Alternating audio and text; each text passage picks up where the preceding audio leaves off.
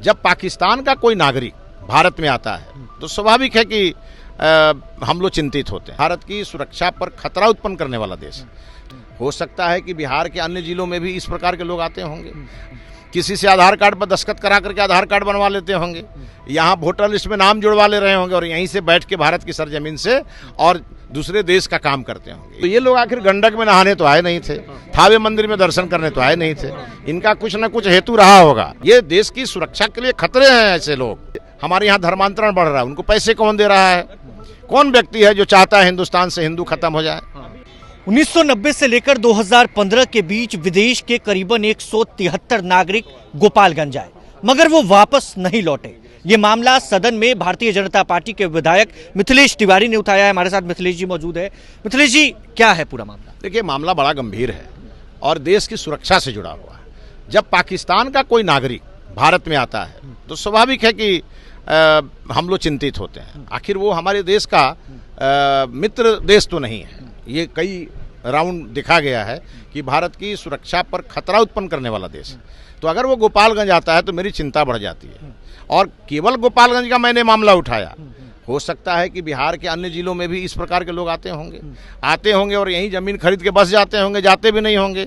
किसी से आधार कार्ड पर दस्तखत करा करके आधार कार्ड बनवा लेते होंगे, यहाँ वोटर लिस्ट में नाम जुड़वा ले रहे होंगे और यहीं से बैठ के भारत की सरजमीन से और दूसरे देश का काम करते होंगे। इसलिए हमने सरकार को कहा, ये देश की सुरक्षा का सवाल है और इस पर सरकार को बड़े कदम उठाने चाहिए और उसकी पूरी जांच होनी चाहिए। किसके बुलावे पर आया, क्यों आया तो गया कि नहीं गया, इन सब चीज़ों की जांच के लिए आज सदन में माननीय गृह मंत्री जी सम्राट चौधरी जी ने आश्वस्त किया है कि इसकी पूरी जांच कराई जाएगी और जांच करा के कार्रवाई भी की। पाकिस्तान के अलावा और कौन कौन से देश के लोग? पाकिस्तान से 167 आए, रसिया से 5 आए, उज्बेकिस्तान से भी एक व्यक्ति आया।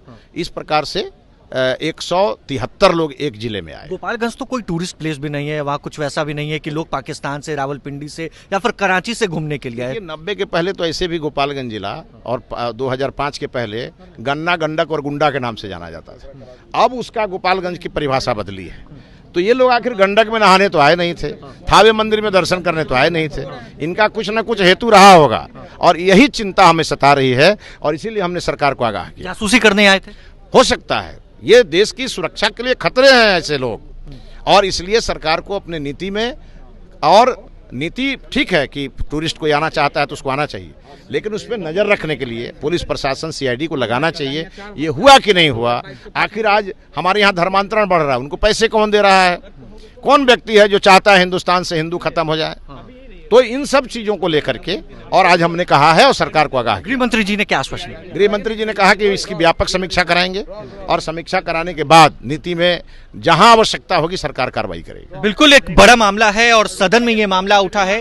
भारतीय जनता पार्टी के विधायक हमारे साथ मौजूद थे, मिथिलेश तिवारी, जिन्होंने कहा कि 2015 तक, 1990 से लेकर 2015 तक विदेश से कुल 173 विदेशी आए। पाकिस्तान, उज्बेकिस्तान और रशिया से वो लोग आते हैं, लेकिन वो वापस नहीं लौटे। इन्होंने आरोप भी लगाया है कि वो लोग जासूसी भी कर सकते हैं। इसकी जांच हो, बिहार पुलिस जांच करे, सीआईडी जांच करे। बहरहाल अब देखने वाली बात है। एक बड़ा मामला है, संवेदनशील मामला है, तो सम्राट चौधरी क्या एक्शन लेते हैं। बने रहें प्रभात खबर डिजिटल के साथ। बहुत बहुत शुक्रिया। प्रभातखबर.com, विश्वास वही, रफ्तार नहीं।